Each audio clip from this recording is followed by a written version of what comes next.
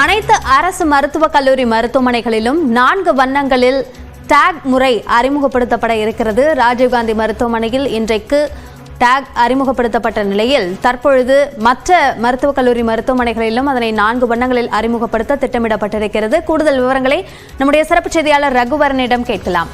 ரகுவரன், இந்த 4 வண்ண டேக் முறையை அறிமுகப்படுத்துவதற்கான தேவை என்ன? அதனுடைய முக்கியத்துவம் என்ன? அரசு மருத்துவமனைகளில் மருத்துவர்கள் மற்றும் மருத்துவ பணியாளர்கள் தாக்கப்படுவது தொடர்பாக போராட்டங்கள் நடைபெற்று வருகிறது. இதில் பிரதான கோரிக்கையாக இருப்பது மருத்துவமனைகளுக்கு உள்ளே வரக்கூடிய நோயாளிகளுடன் வரக்கூடிய அட்டெண்டர்களை கட்டுப்படுத்த வேண்டும் என்பதுதான் மருத்துவர்களுடைய கோரிக்கையாக இருக்கிறது.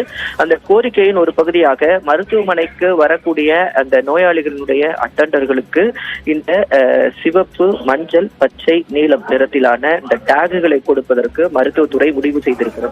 குறிப்பாக சிவப்பு நிறத்திலான இந்த அட்டை தீவிர சிகிச்சை பிரிவுக்கும், மஞ்சள் நிறத்திலான அட்டை சிறப்பு மருத்துவ பிரிவுக்கும், பச்சை நிறத்திலான அது அறுவை சிகிச்சைக்கும், நீல நிறத்திலானது பொது மருத்துவத்துக்கும் என்று ஒதுக்கப்பட்டிருக்கிறது. இந்த முறை தற்போது ராஜீவ்காந்தி அரசு மருத்துவக் கல்லூரி மருத்துவமனையில் செயல்படுத்தப்பட்டு வெற்றிகரமாக செயல்பட்டு வருவதன் காரணமாக இது தமிழ்நாடு முழுவதும் விரிவுபடுத்த தற்போது சுகாதாரத்துறை முடிவு செய்திருக்கிறது. விரைவில் அனைத்து மருத்துவக் கல்லூரி மருத்துவமனைகளிலும் இந்த திட்டம் செயல்பாட்டிற்கு வர உள்ளது. அபிநயா, அனைத்து அரசு மருத்துவக் கல்லூரி மருத்துவமனைகளிலும் மருத்துவர்களுடைய பாதுகாப்பை உறுதி செய்வதற்காக இந்த டேக் முறை அறிமுகப்படுத்தப்படுகிறது.